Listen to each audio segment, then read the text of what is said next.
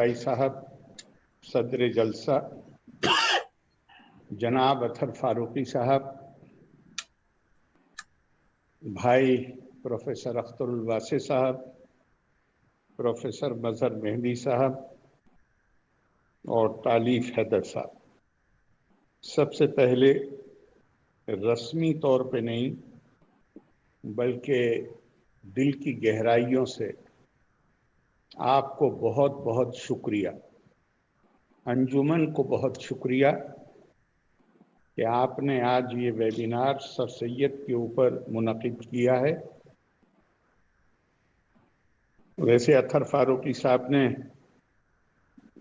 हमने तो बहुत दफ़ा कोशिश की अख्तरुल वासी साहब के हाथ पे बैत करने की, तो उन्होंने हमें से तो यही कहा कि अभी उन्होंने ये सिलसिला शुरू नहीं किया है, तो उस्ताद की हद तक हैं। लेकिन आज आपने एक राज खोल दिया, तो अब अगली मगर मैं उसे कबूल नहीं करता हूँ, माफ कीजिएगा। खैर, अगर अतर साहब जबरदस्ती कर सकते हैं तो थोड़ी जबरदस्ती हम भी कर लेंगे।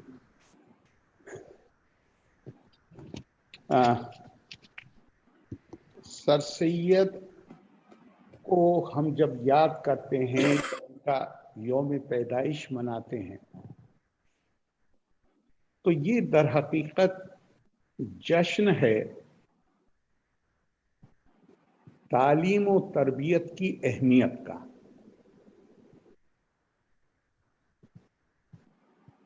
और हम जिस माशरे में रहते हैं, जो हमारे हम वतन हैं, उनके साथ मिलकर किस तरह बाहमी अखुव्वत, भाईचारा, प्यार मोहब्बत की जिंदगी गुजारी जा सकती है, उस जरूरत का जश्न है। ये जश्न तकलीद की दलदल से निकलकर अक्ल व शऊर की सलाहियतों को बरूए कार लाकर जिंदगी को बेहतर बनाने की कोशिश का जश्न, ये उस ज़कावत और बसीरत का जश्न भी है जो दीन के बुनियादी उसूलों और शाही दरबारों की विरासत के बीच के फर्क को महसूस कर सकती थी और नए जमाने और वक्त के साथ हम आहंग होने की दावत दे सकती। हम उस उलुल अज़मी, खुलूस और बेखौफी का भी जश्न मनाते हैं जो सर सैयद के पैकर में मुश्तमा हो गई थी, जिन्होंने सर सैयद को ये हिम्मत दी कि वो सारे फतवों और सारी मुखालफतों को नजरअंदाज करके अपने नस्बुल ऐन की तरफ बढ़ते चले जाए।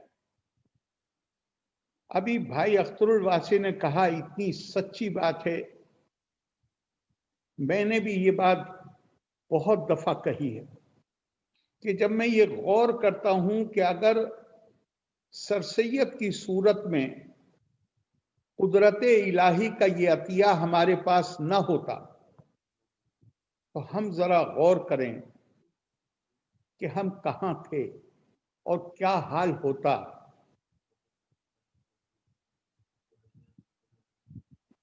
वो दीन जिसने बादिया नशीनों के दिलों में और दिमागों में इल्म की ऐसी भूख पैदा की, प्यास पैदा की, तड़प पैदा की,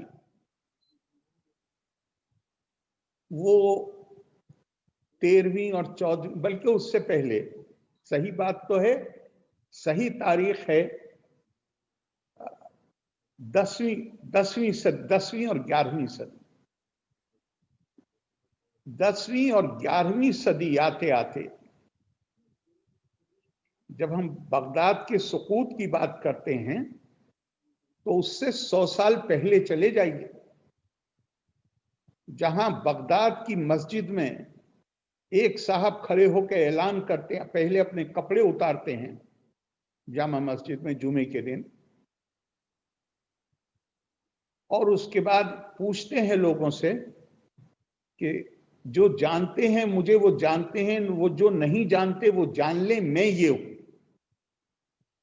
اور آج جس طرح میں نے اپنے لباس کے یہ کپڑے اتار کر پھینکے ہیں، اسی طرح میں جو ریشنلسٹ اسکول تھا، جو دماغ کے استعمال کی بات کرتے تھے،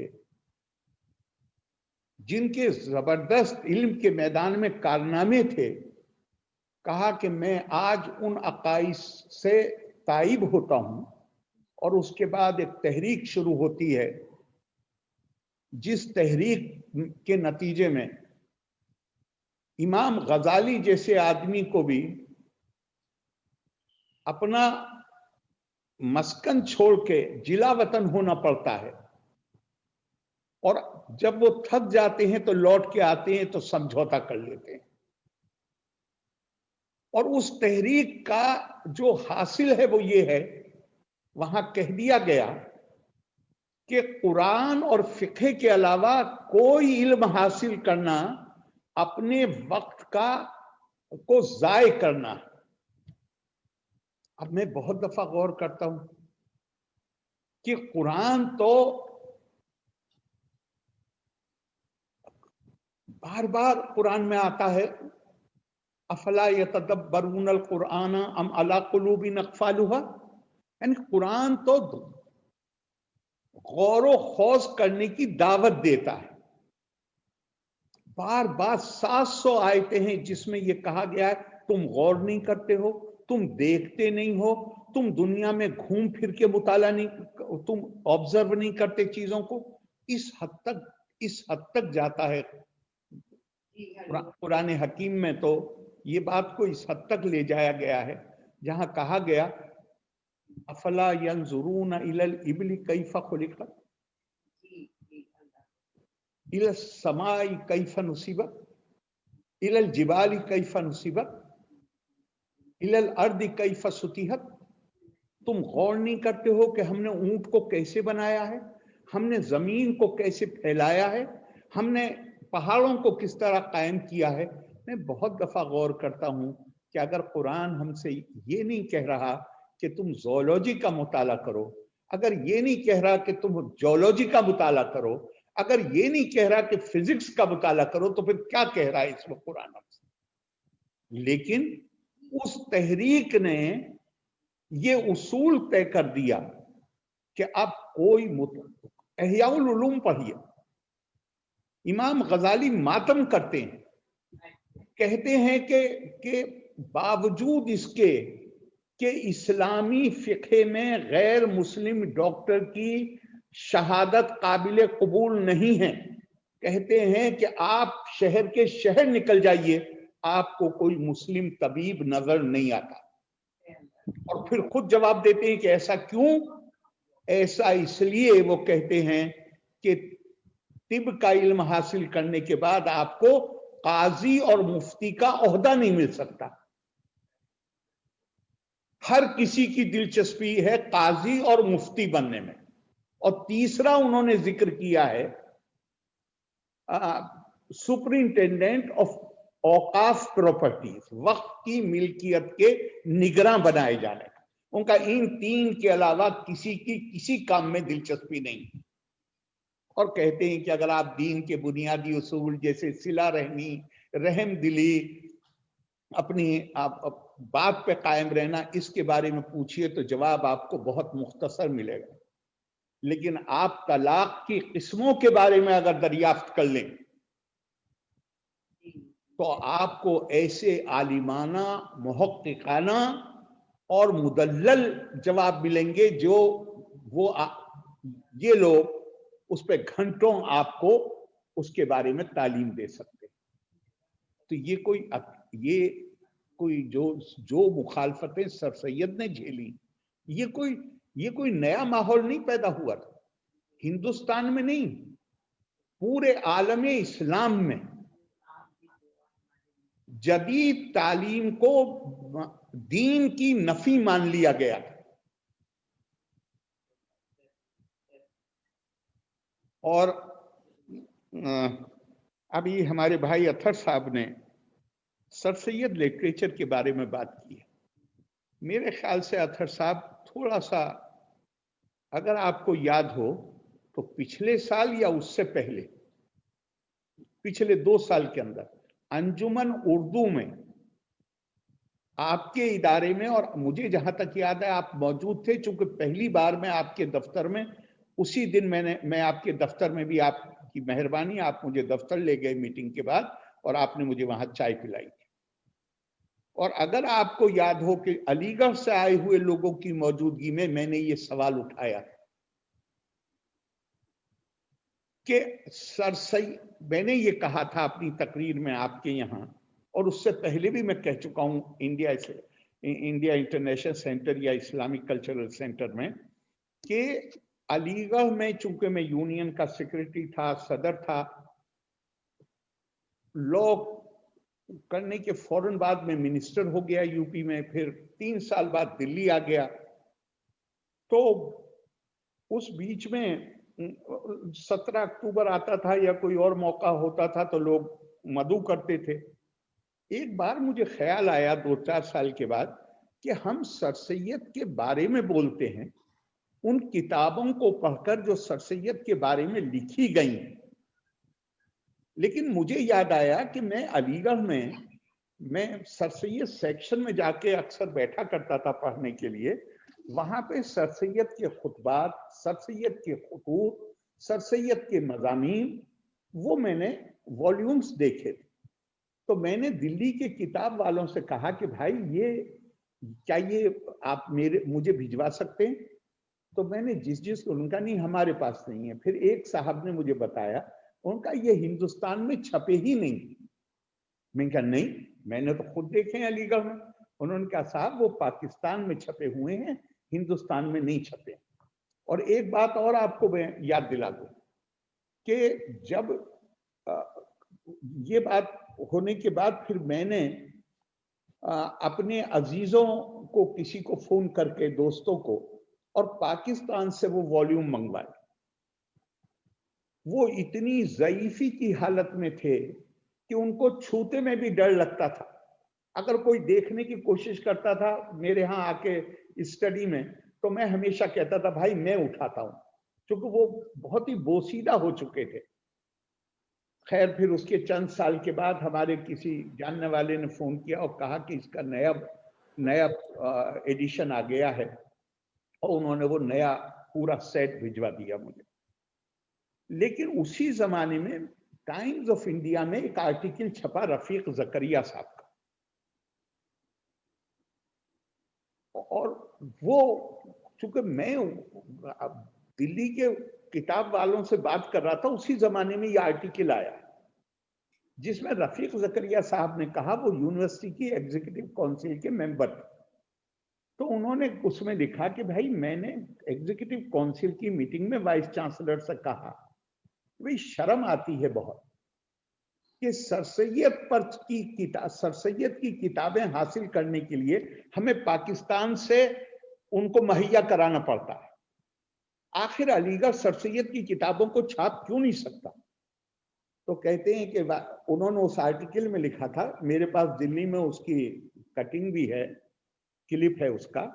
تو انہوں نے کہا کہ وائس چانسلر نے ان سے کہا کہ صاحب میں اس بارے میں جانکاری کرتا ہوں اور کل آپ کو بتاؤں گا.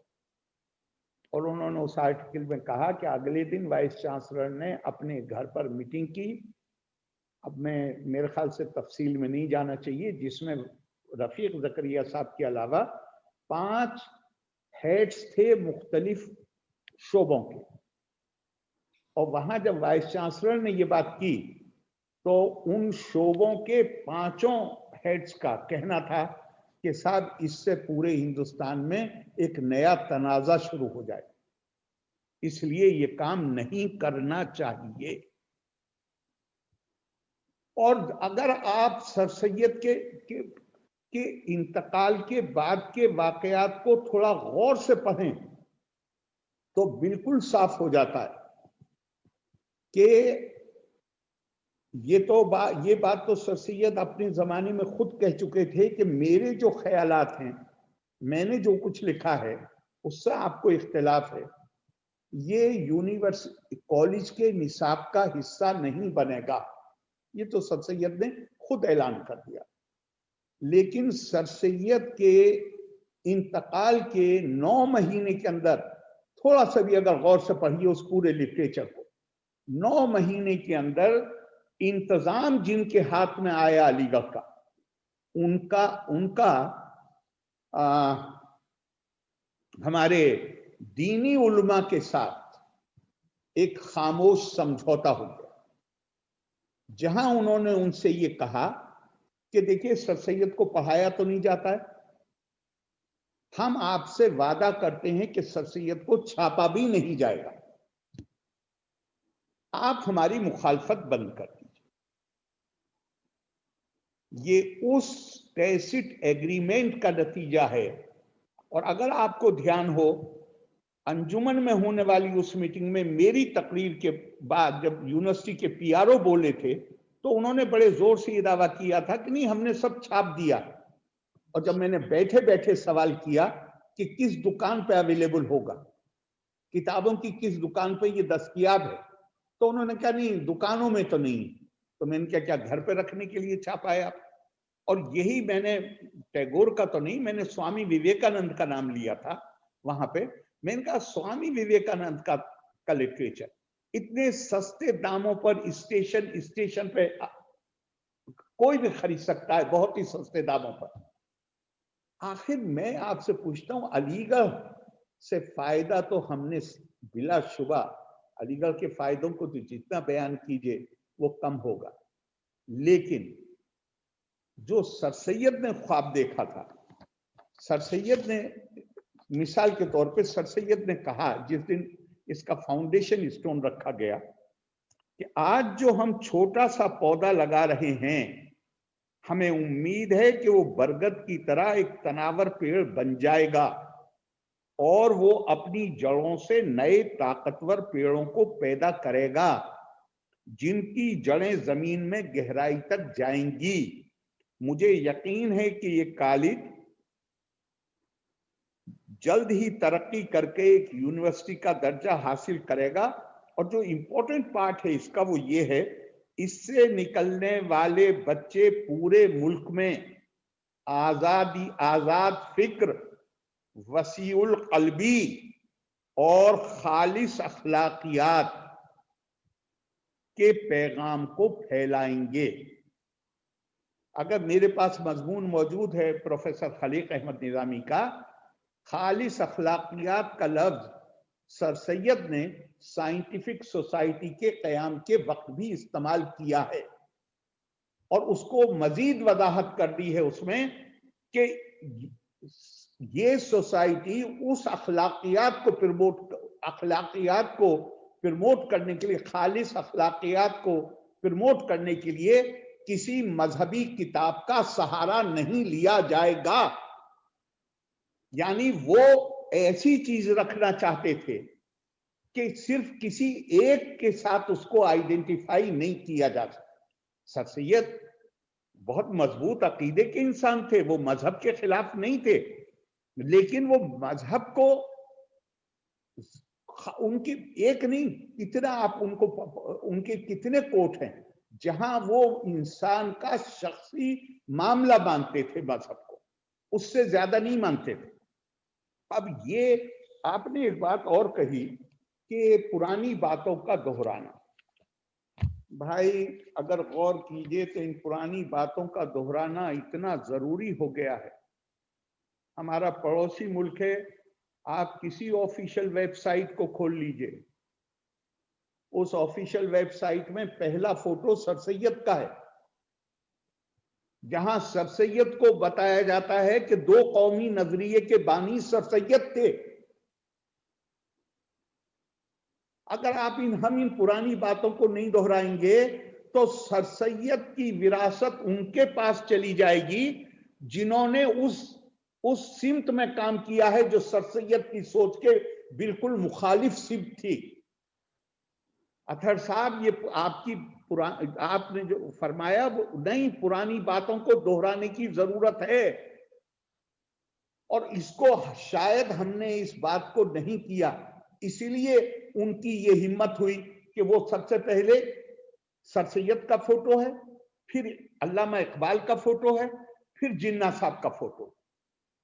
علامہ اقبال نے تو میں سر سید کو تو سارا میٹیریل موجود ہے، لیکن علامہ اقبال پر بھی پروفیسر محمد حسن صاحب ہمارے علی گڑھ میں ان کی کتاب موجود ہے گی، جہاں ان کی آخری عمر کا خط ہے جو اپنے پروفیسر کو انہوں نے لکھا ہے، اس کو کوٹ کیا ہے پروفیسر حسن نے، اور ان کے پروفیسر نے ان سے پوچھا کہ کیا تم ہندوستان کی تقسیم کا کچھ اس طرح کی کوئی بات کی؟ انہوں نے کہا ہرگز نہیں، میں تو صرف ثقافتی اعتبار سے خود مختاری کے حق میں ہوں کہ صوبوں کو خود مختاری زیادہ ہونی چاہیے۔ لیکن چلیے، علامہ اقبال کا فوٹو ہے، سر سید تو آپ ہی نے بتایا ابھی کہ 1906 میں مسلم لیگ بنی، سر سید کا انتقال ہو گیا 1898 میں، سر سید کہاں سے آ گئے؟ لیکن بے شرمی کے ساتھ، اور وہ اس کی اس لیے ان کی ہمت ہے کیونکہ ہم ان باتوں کو نہیں کرتے ہیں، تو جو ہم نے اور بھی جگہ یہ دیکھا ہے، پولیٹیکل پارٹیوں کے بیچ میں یہ دیکھا ہے کہ جہاں ایک پولیٹیکل پارٹی اگر اپنی پوری وراثت کو اپنانے سے انکار کر رہی ہے تو پتہ چلتا ہے کہ دوسری پارٹی نے اسی پارٹی کے لیڈروں کو اپنا آئیکن بنا لیا، اور بات کو انہیں تکلیف ہو رہی ہے، نہیں یہ تو ہماری پارٹی کے تھے۔ ارے بھائی آپ کی پارٹی کے تھے لیکن آپ تو ان کے بارے میں بات نہیں کرتے ہو نا۔ تو اب اطہر صاحب یہ بات کرنا بہت ضروری ہے، ایک جملہ ہے سر سید کا، وہ جملہ ہے سر سید کا الیگزینڈر شیکسپیئر سے انہوں نے کہا ہے، جب اردو ہندی کی کنٹروورسی شروع ہوئی ہے تو انہوں نے وہ جملہ کہا ہے، اور وہ جملہ یہ تھا کہ مجھے ایک تشویش کا اظہار تھا کہ مجھے اب یہ مشکل لگتا ہے کہ دونوں مل کر کام کر سکیں گے، اور یہ جملہ انہوں نے کہا تھا، یہ جملہ انہوں نے کہا تھا 1867 میں، جس وقت الیگزینڈر شیکسپیئر بنارس کے کلکٹر تھے۔ میرے پاس یہاں، اس لیے کہ ٹائم بہت زیادہ نہیں ہے، میٹیریل تو بہت ہے لیکن ٹائم بہت زیادہ نہیں ہے، میرے پاس یہاں سر سید کا لکھا ہوا اور چھپا ہوا آخری مضمون ہے، اس کے بعد سر سید کی کوئی تحریر چھپی نہیں، اس کے بعد وہ بیمار ہو گئے، اور ان کا ایک والیوم جو ہے سر سید کے آخری مضامین، اس میں یہ مضمون شامل ہے، مگر وہ آخری سال کے مضامین میں بھی یہ سب سے آخر کا مضمون۔ اب یہ ایک طرح سے ہم دیکھیں جو وہاں لکھا ہوا ہے کہ ان کے انتقال سے تقریباً 3-3.5 مہینے پہلے سر سید نے یہ مضمون لکھا ہے۔ اب اس مضمون کو اگر آپ، تو ہمیں اس کے ماننے کے علاوہ کوئی چارہ نہیں ہے کہ سر سید کی زندگی کے تجربوں کا، ان کی سمجھ کا نچوڑ ہے اس مضمون۔ اس کا ٹائٹل ہے ہندو اور مسلمانوں میں باہمی ارتباط، harmony between Hindus and Muslims. اس میں لکھتے ہیں جس قدر سوشل برتاؤ، سر سید انگریزی کے لفظوں کا استعمال کرتے تھے اپنے آرٹیکلز میں، جس قدر سوشل برتاؤ اور باہمی محبت و ارتباط ہندو اور مسلمانوں میں ترقی پکڑتا جاوے، ہم کو نہایت خوشگوار معلوم ہوتا ہے۔ ہندوؤں کی آریہ قومیں بھی خاص ہندوستان کی رہنے والی نہیں ہیں، دوسرے ملکوں سے آ کر ہندوستان میں فتح مندی کے ساتھ آباد ہوئی ہیں۔ ان کے ہندوستان میں آباد ہونے کا زمانہ کثیر گزر گیا، جس کے سبب وہ ہندوستان کے متوطن اور ہندو کہلائے۔ مسلمانوں کو بھی हिंदुस्तान में आए हुए कुछ कम जमाना नहीं गुजरा। उनकी भी मुताद्दिद पुश्तें हिंदुस्तान की ही जमीन पर गुजरी हैं। बहुत से ऐसे मुसलमान हैं जिनमें आर्यों के खून का भी मेल है, बहुत से ऐसे हैं जो खालिस आर्यन हैं। सदियां गुजर गईं, हम दोनों एक ही जमीन पर रहते हैं, एक ही जमीन की पैदावार खाते हैं। अभी अख्तरुल वासिक साहब ने ये जुमले सर सैयद ने और जगह भी बोले।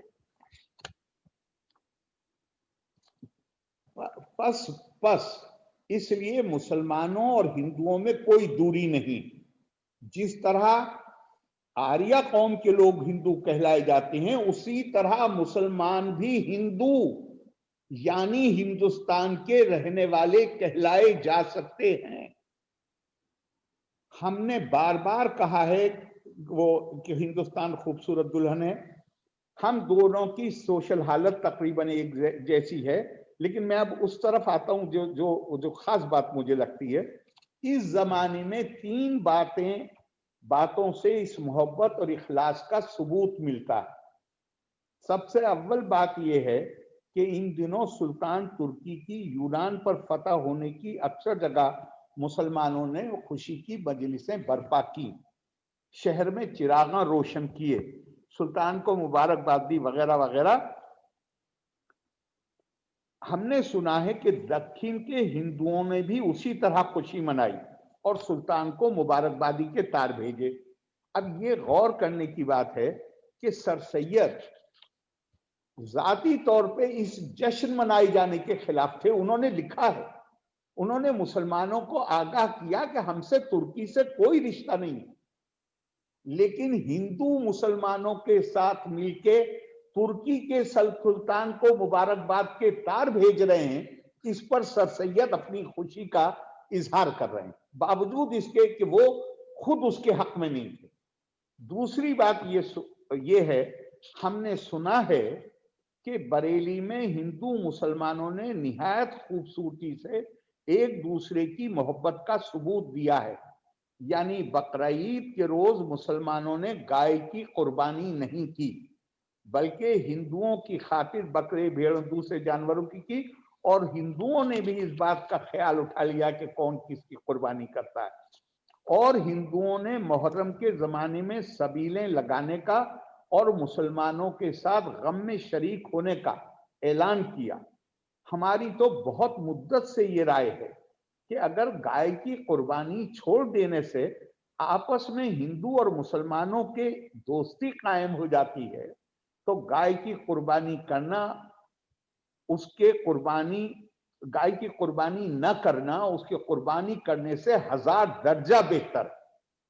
तीसरी बात यह है, अब इसमें अल्फाज कुछ ऐसे आएंगे, सर सैयद के जमाने की जुबान है, वो ये अल्फाज उन्होंने और जगह भी इस्तेमाल किए। तीसरी बात यह है कि सिविल डिवीजन मानिकपुर गंज जिला ढाका में, जो आज बांग्लादेश है, एक मस्जिद बनाने की जरूरत है और उस मस्जिद की तामीर के लिए रुपया चाहिए। इसके लिए हिंदू और मुसलमान दोनों ने मिलकर कमेटी बनाई है। मालूम होता है कि वहां के मुसलमान ज्यादा गरीब और ज्यादा जलील हैं, इसलिए हिंदू इस मस्जिद की तामीर के लिए ज्यादा कोशिश कर रहे हैं। हम इस मोहब्बत और हमदर्दी और बाहमी भाईचारगी पर जो हिंदुओं ने जाहिर की है, दोनों कौमों को मुबारकबाद देते हैं। हमारी राय में, देखिए ये पैरा बहुत ही इंपॉर्टेंट। सर सैयद फरमाते हैं कि हमारी राय में जिस तरह इख्तिलाफ मजहब जैसा कि मुसलमानों और हिंदुओं में है, उससे सोशल बर्ताव, बाहमी मोहब्बत, इखलास और एक दूसरे की हमदर्दी में रुकावट नहीं होती। तो सर सैयद कहते हैं इसी तरह सियासी मामलात में इख्तिलाफ भी सोशल बर्ताव और बाहमी मोहब्बत व इखलास और एक दूसरे के माने नहीं होना चाहिए। यानी सर सैयद ये प्लीड कर रहे हैं कि अगर हम अलग अलग मजहब के होकर साथ बाहमी अखुवत से रह सकते हैं, तो अलग अलग अगर हमारी पॉलिटिकल राय, चूंकि सर सैयद की राय पॉलिटिकली अलग थी, सर सैयद हक में नहीं थे वो कांग्रेस के मुखालिफ थे, बात सही है, लेकिन उसका भी उस मुखालफत का भी बहुत ही खूबसूरत, अगर हम हयात जावेद देखें तो हाली ने लिखा है कि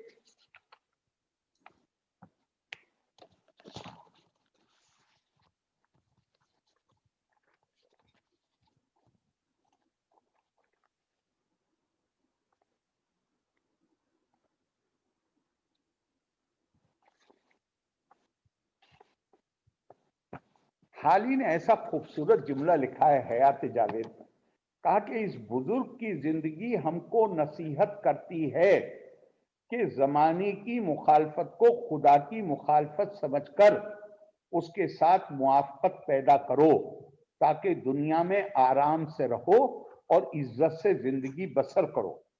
और सर सैयद को उन्होंने कोट किया है कि मैं इंडियन नेशनल कांग्रेस जब से वजूद में आई, नहीं ये हाली ने लिखा है कि जब से वजूद में आई सर सैयद ने 2 साल तक, यहाँ सर हाली बता रहे हैं कि सर सैयद कांग्रेस की मुखालफत की वजूहात क्या थी। कहते 2 साल तक कांग्रेस की सरगर्मियों और मुतालबात का बगौर मुताला और तज्जिया किया, लेकिन मुसलमान कौम उनके सामने थी। उन्होंने कांग्रेस को स्टडी करते वक्त उनको मुसलमानों के हालात से भी वाकफियत थी। वो चाहते थे कि जब तक जदीद तालीम से लैस होकर मुसलमान तैयार न हो जाएं, उनको किसी किस्म की एहतिजाजी सियासत या शोरिश में हिस्सा नहीं लेना चाहिए। दूसरी जगह सर सैयद तो खुद भी लिखा है, उन्होंने कहा है कि तुम इतनी जल्दी जोश में, तालीम और तरबियत की कमी की वजह से तुम इतनी जल्दी जोश में आ जाते हो और मजहबी नारा लगा देते हो, इसके लिए वो सियासत के मुखालिफ थे। सियासत बजाते खुद, वो तो खुद लेजिस्लेटिव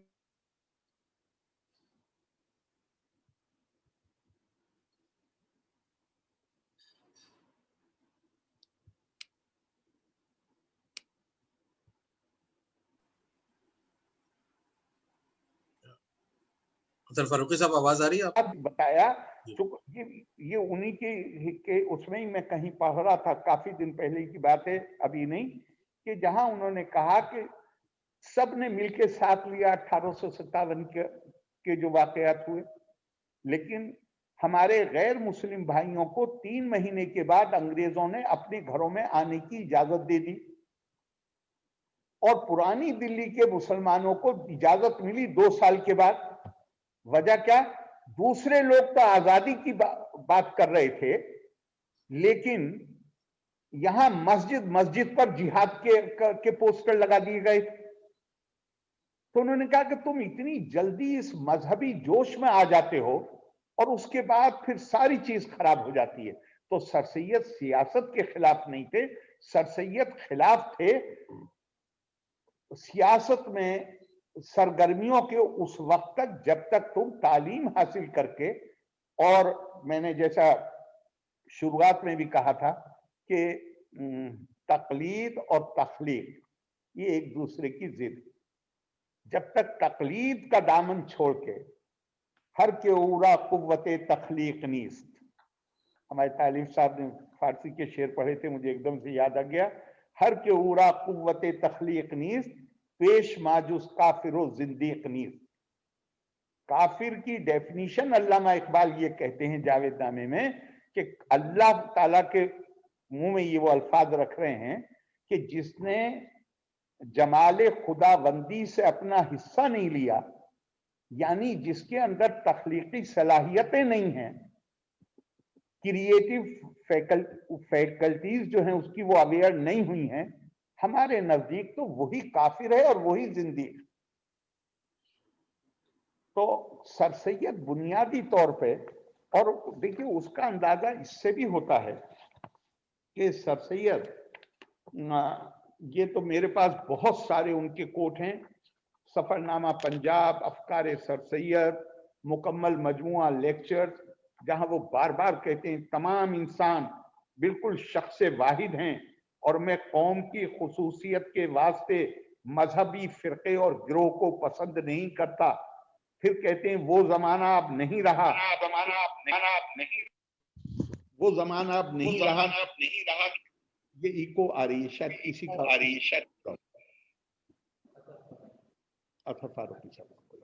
जी जी बंद। वो जमाना नहीं रहा कि अब सिर्फ मजहब के ख्याल से एक मुल्क के बाशिंदे दो कौमें समझे जाएं। दो कौम लफ्ज का इस्तेमाल किया है सर सैयद ने, और एक नहीं है। गुरदासपुर में तो जब आर्या समाज वालों ने उनको रिसेप्शन दिया तो उन्होंने जवाबी अपनी तकरीर में कहा, मुझे निहायत अफसोस है। जाहिर है वो लोग सर सैयद को पसंद करते थे, उनकी सताइश करते थे, इसीलिए उनको रिसेप्शन दिया, उनकी तारीफ की, उनकी खिदमात के लिए जो उन्होंने लेजिस्लेटिव काउंसिल के मेंबर की हैसियत से जो उनकी खिदमात थी, उन्होंने उस सब का शुक्रिया अदा किया।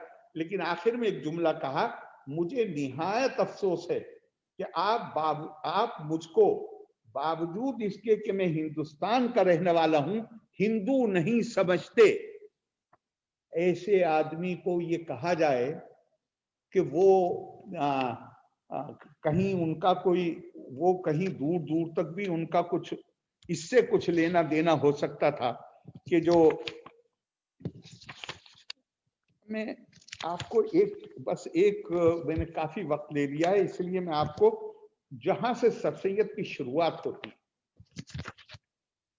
मैं उसके बारे में और दो चार उन्हीं के कोट हैं वो बोलना चाहता हूं। 1857 के बाद, और हम सबको मालूम है कि 1857 में सर सैयद ने अंग्रेजों को बचाने के लिए अपनी जान बाजी पे लगा दी, और यही वजह थी कि वो अंग्रेज उन पर इस कदर एतमाद करने लगे कि थोड़ा सा बड़ा पुरमजाक है कि एक नौजवान किसी अंग्रेज ऑफिसर के पास पहुंच गया और उसने उनसे कहा कि मैं सर सैयद का दामाद हूं और मुझे नौकरी की जरूरत है। अंग्रेज ने सर सैयद को खत लिखा कि आपके दामाद मेरे पास आए थे और मैंने नौकरी का इंतजाम कर दिया और उन्होंने ज्वाइन भी कर लिया। सर सैयद ने अंग्रेज से को कुछ नहीं कहा, सिर्फ इतना कहा कि जरा साहबजादे का नाम और पता मुझे भेज दीजिए। जब वो नाम और पता आ गया तो सर सैयद ने उनको बुलवाया और कहा कि अपनी बीवी को साथ लेके आना। वो आए तो उन्होंने कहा, तुम झूठ जाके बोले हो अंग्रेज ऑफिसर से, मैं तुम्हारी बात को सच्ची किए देता हूं, मैं तुम्हारी बीवी को अपनी बेटी माने लेता हूं। तो पुरमजाक थे, बहुत पुरमजाक थे। तो यहाँ पे सर सैयद, यहाँ जो मुझे लगता है जहां से हर चीज सारी जैसे कहना चाहिए कि हर चीज की चाबी यहाँ है। 1857 के बाद सबसे अंग्रेजों का एतमाद मिल जाने के बावजूद सर सैयद बहुत जहनी तौर पे सख्त इस्तराब में मुब्तला था, और उनकी जहनी कशमकश का ये आलम था कि जब उनको चांदपुर का तालुका बइवज वफादारी देने का सरकार ने फैसला किया तो उन्होंने उसको मना कर दिया। अंग्रेजों को तो उन्होंने ये कहा कि मैं अब हिंदुस्तान में रहना ही नहीं चाहता हूँ। हयात जावेद में भी मौलाना हाली ने इस पर तफसील से लिखा, उन्होंने कहा मैं रहना ही नहीं चाहता हूँ, मैं तो अब हिजरत करना चाहता हूँ। और मौलाना हाली लिखते हैं कि उन्होंने तकरीबन पक्का फैसला कर लिया था मिस्र जाके रहने का। लेकिन अब ये मैं उन्हीं के अल्फाज इस्तेमाल करना चाहता हूँ, गदर के बाद मुझको ना अपना घर लूटने, ये ध्यान रखिएगा कि सर सैयद के घर को बागियों ने लूट लिया और गवर्नमेंट के तखमीने के मुताबिक उस जमाने में जो नुकसान हुआ था घर का वो 30,000 रुपये से ज्यादा का था। आज उसकी कितनी मालियत होगी आप उसका अंदाजा लगा सकते हैं। तो उसके बदले में तो अब वो लिख रहे हैं कि गदर के बाद मुझको ना अपना घर लुटने का रंज था, ना मालो असबाब के तलफ होने का। जो कुछ रंज था अपनी कौम की बर्बादी का और हिंदुस्तानियों के हाथों से जो कुछ अंग्रेजों पर गुजरा उसका रंज था। हमारे दोस्त मरहूम शेक्सपियर ने जिनकी मुसीबतों में हम और हमारी मुसीबतों में वो शरीक थे, बाइवज़ उस वफादारी के ताल्लुका जहानाबाद जो सादात के एक निहायत नामी खानदान की मिल्कियत था, मुझे देना चाहा। अब देखिए, ये भी यहाँ पे भी उस दर्दमंदी को देखिए कि किस किस्म के इंसान थे सर सैयद। अंग्रेज से कह रहे हैं कि मैं मिस्र जा रहा हूं, मैं अब रहना नहीं है मुझे यहाँ, इसलिए मुझे ताल्लुका नहीं चाहिए। लेकिन यहाँ कह रहे हैं कि मैंने अपने दिल में कहा, मुझसे ज्यादा कोई नालायक इस दुनिया में ना होगा कि कौम पर तो ये तबाही और बर्बादी हो और मैं उनकी जायदाद लेके ताल्लुकेदार बनूं।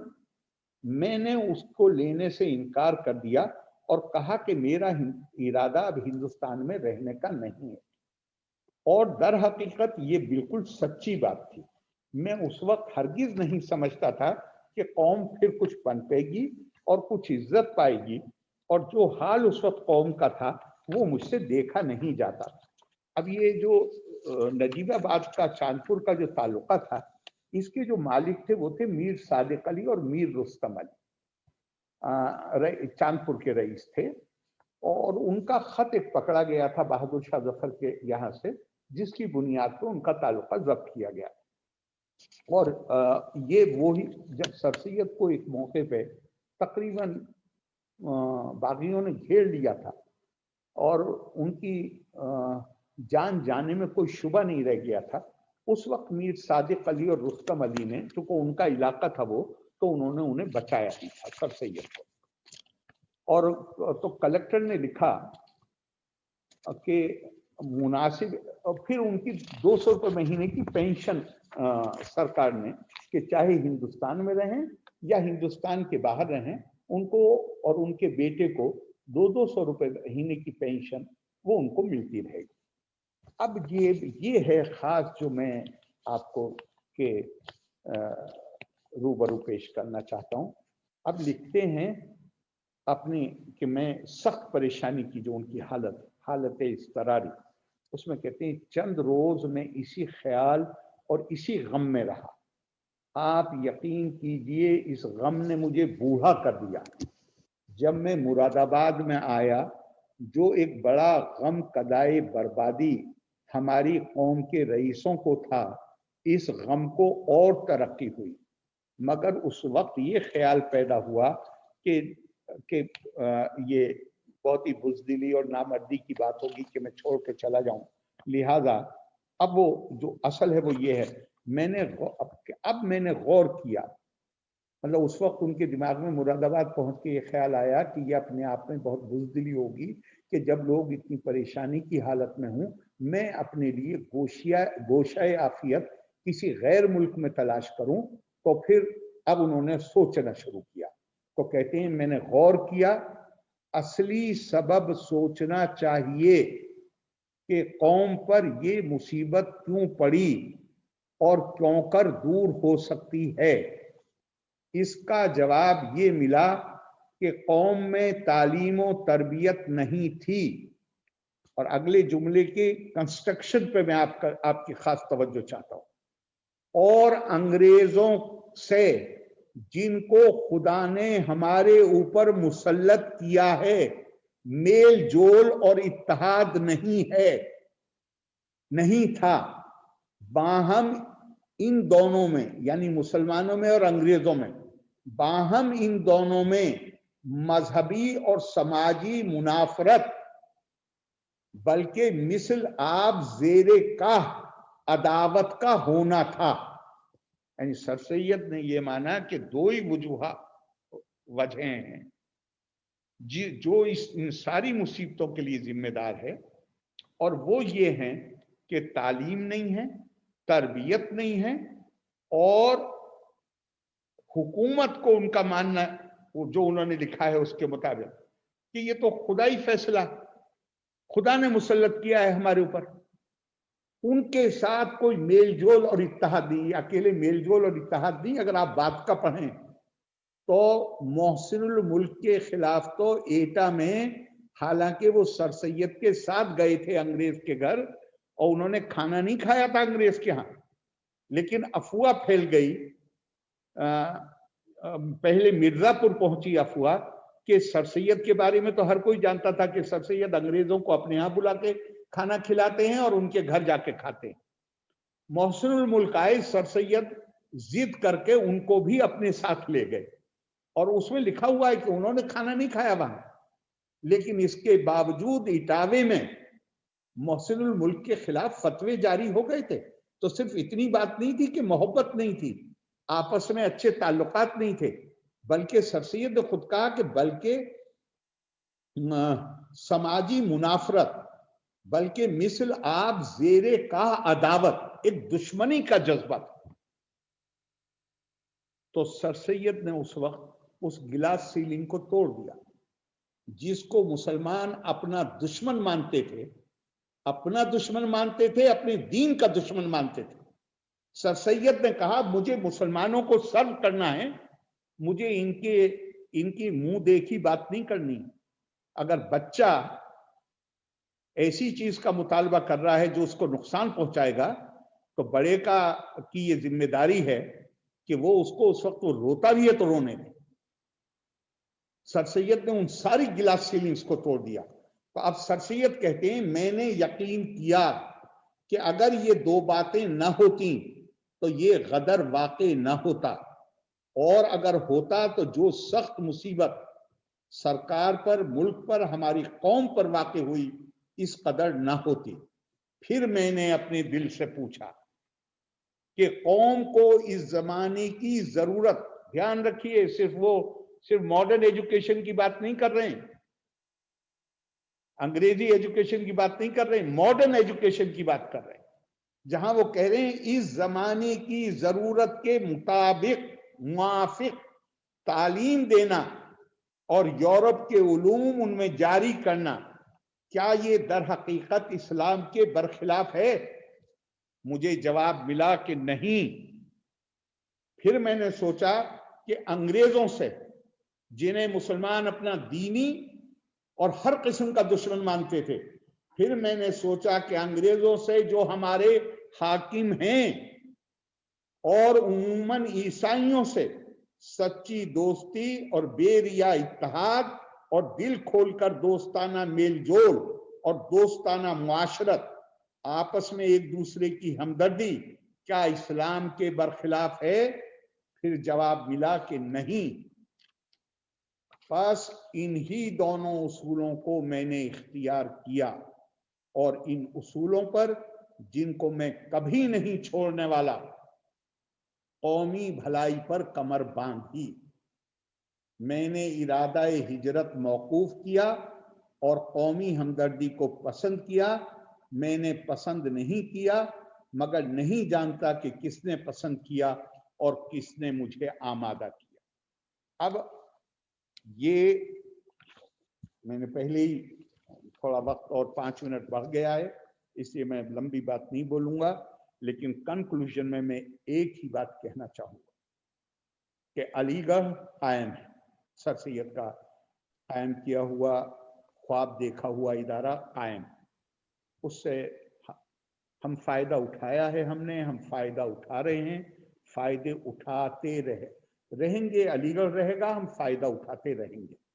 لیکن جس سوچ نے علی گڑھ بنایا تھا, جس سوچ کے نتیجے میں علی گڑھ قائم ہوا تھا, سر سید جس سوچ کے نمائندے تھے, اس سوچ کو عام آدمی, خاص طور سے عام مسلمان, وہ بچے بھی جو علی گڑھ میں زیر تعلیم ہیں, اس سوچ کو وہ جان سکیں, اس کے دروازے ہم فائدہ اٹھانے والوں نے بند کر دیے. ادارے سازی کے لیے خاص قسم کا ذہن چاہیے ہوتا ہے. تقلیدی ذہن ادارہ سازی نہیں کر سکتا, اس کے لیے تخلیقی ذہن چاہیے. علی گڑھ پہ نظر ڈالیے تو علی گڑھ بہت شاندار کام کر رہا ہے علی گڑھ, لیکن جہاں تک اس سوچ کا تعلق ہے جس سوچ کی وجہ سے سر سید پر فتوے لگے, تو وہ جو فتوے لگانے والی سوچ تھی, وہ پوری طرح مطلب وہ وہ اب علی گڑھ سے انکمفرٹیبل نہیں ہے، وہ تو بالکل شیر و شکر ہے۔ علی گڑھ تعلیمی میدان میں علی گڑھ کے کارنامے شاندار ہیں، آج بھی ہیں اور انشاءاللہ رہیں گے، لیکن نئی سوچ پیدا کرنا وہ تو تبھی پیدا ہو سکتی ہے جب سر سید کے خیالات، سر سید کی رائٹنگ، سر سید کی سوچ سے لوگوں کو متعارف کرایا جائے۔ چونکہ اگر آپ دیکھیے، یہ میں نہیں کہہ رہا ہوں کہ اکیلے سر سید کے ہی ذریعے ہو سکتی ہے، نہیں، لیکن بدقسمتی سے ہمارے یہاں سر سید کے بعد بھی کوئی پیدا نہیں ہوا ہے جس نے تقلید کے اس جامد جو فوسیلائزڈ اسٹرکچر بن گیا ہے، جس نے اس سے کسی وقت بھی اس سے جیسے کہتے ہیں پنجہ کشی کرنے کی بھی کوشش کی۔ تو لے دے کے ہمارے پاس اس تقلیدی ذہن کو ختم کر، اگر ہم بات کرتے ہیں نئے ادارے قائم کرنے کی، تو اس کے لیے تو تخلیقی ذہن چاہیے، اور تخلیقی ذہن کے لیے کوئی صرف اکیلے سوچ سے نہیں ہوگا، اس کے لیے کوئی ماڈل بھی چاہیے، اور وہ ماڈل سر سید ہے۔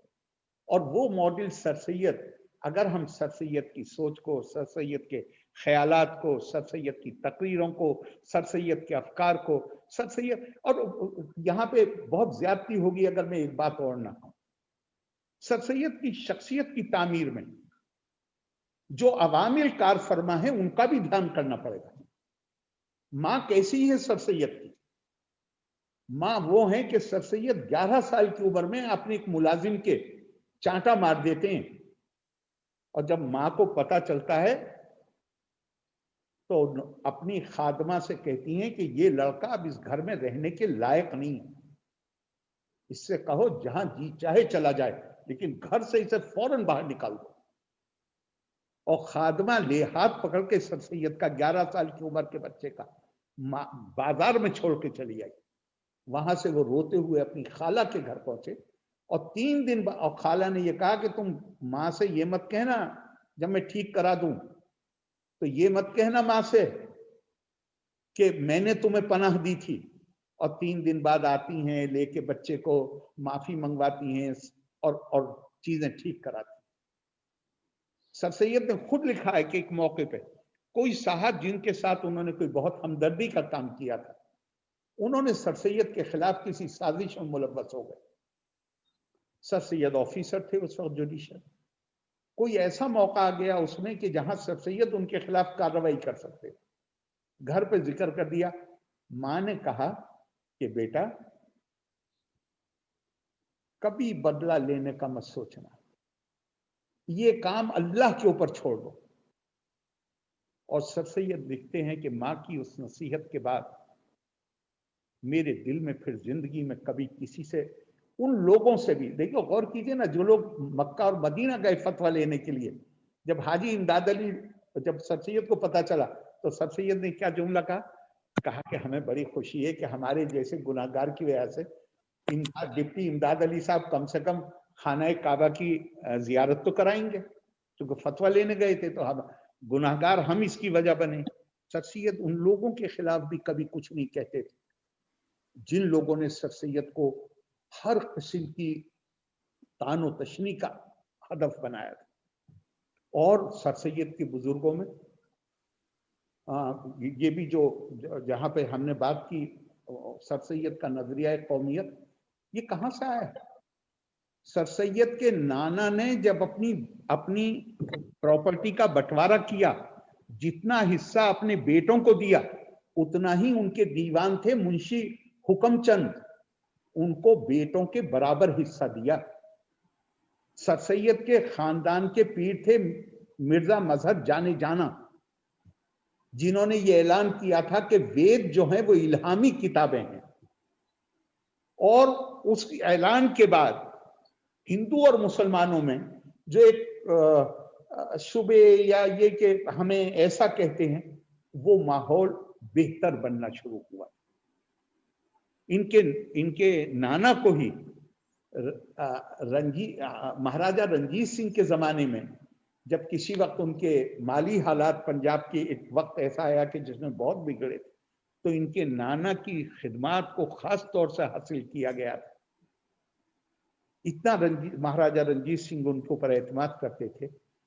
उस वक्त का जो क्राइसिस था, उस क्राइसिस को पर काबू पाने के लिए उनकी खिदमत हासिल की गई। और अभी अख्तरुल बासित साहब ने जिक्र किया कि सर रौस मसूद की बिस्मिल्लाह हुई, तो अब एक मजहबी तकरीब थी, लेकिन राजा जयकिशन दास की गोद में बिठा के बिस्मिल्लाह पढ़ाई। तो सर सैयद हमारा, मैंने पहले ही कहा कि मैं तो बार बार गौर करता हूँ कि अगर कुदरत का ये अतिया हमें न मिला होता तो हम क्या हाल होता हमारा। तो सर सैयद के लिए को तो हम जितना भी खिराज अकीदत पेश करें वो कम है, लेकिन हम अपनी भी सिर्फ अपने बारे में क्या कहें, मलामत लफ्ज़ ज़रा थोड़ा सख्त हो जाएगा, लेकिन शायद उसी के ही हकदार हैं हम कि हमने सर सैयद के कायम किए हुए इदारे से पूरा फ़ायदा उठाया, लेकिन सर सैयद के ख़यालात, सर सैयद की सोच, सर सैयद की तहरीरों को हमने ऐसे किया है जैसे उनको जिंदा दरगौर कर दिया। आपने ये बातें शुरू की, मैं भी इस बारे में बोला, दुआ ही कर सकता हूँ कि हमारी समझ में ये आए कि सर सैयद के इदारे से फ़ायदा उठाने के साथ साथ हमें सर सैयद की सोच को भी, आपको मालूम होगा कि खुदा बख्श ओरिएंटल लाइब्रेरी ने सर सैयद की जो कुरान हकीम की तफसीर है वो खुदा बख्श ओरिएंटल लाइब्रेरी ने छापी है। मैंने जब उसकी कॉपी मंगवाई तो कोई बहुत अच्छी तबात नहीं, उसकी प्रिंटिंग बहुत अच्छी नहीं। अब ये सारे काम वो थे जो एक इतना बड़ा इदारा है उसको करने चाहिए थे, बदकिस्मती से नहीं हुए। आप और हम मिलकर कोशिश करेंगे कि अगर नहीं हुए तो कम से कम आगे हों ताकि कुछ अच्छाई के रास्ते खुले। बहुत बहुत शुक्रिया आप सबका। खुदा हाफिज, जय हिंद। बहुत शुक्रिया आरिफ साहब, बहुत बहुत क्या कहूँ, इतनी बसीरत अफरोज